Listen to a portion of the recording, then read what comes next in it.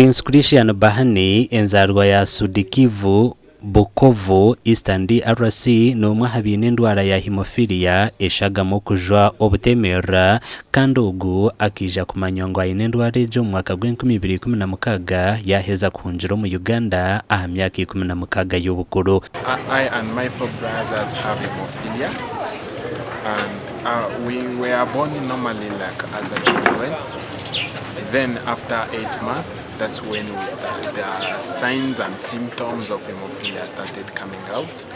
Then our parents decided to take us to several hospitals, trying to look for the solution, trying to know what we are suffering about, but they didn't know. Okuyamba Abarwiraba n'abarwire bezindi ndwara nobwo ab'ekitongole kya Haemophilia Foundation Uganda bahirirwa ready ekyoma ky'okukyebera gama. The staff are well trained to utilize this machine to support the clinical care. In addition to this, the machine has capacity to do other specialized tests that can as well support other departments. We can utilize that machine to do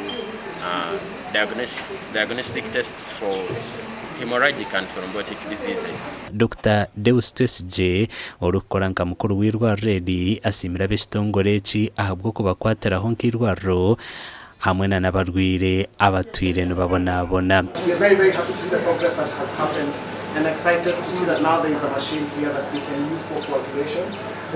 We will continue to support here this facility and of course working closely with the Haemophilia Foundation of Uganda.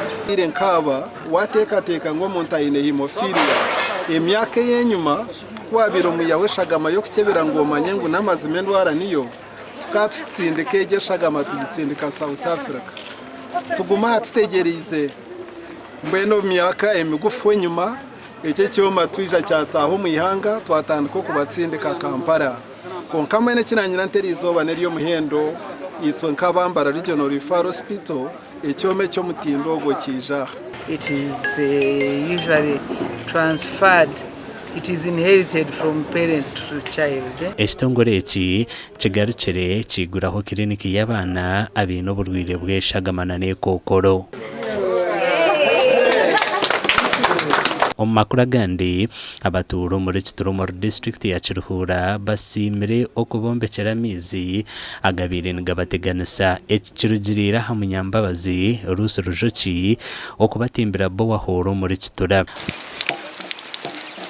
Na munongo buri mwebembezi weno ry'umuntu bashimagaruke nyuma akamanya yatandikiye aboko kuzo muntebe akateba mu muntu wa hansi mbwena garike nyuma yamanyibizo by'umuntu wa hansi umushana kubena gusitekana sati mwamizo mabi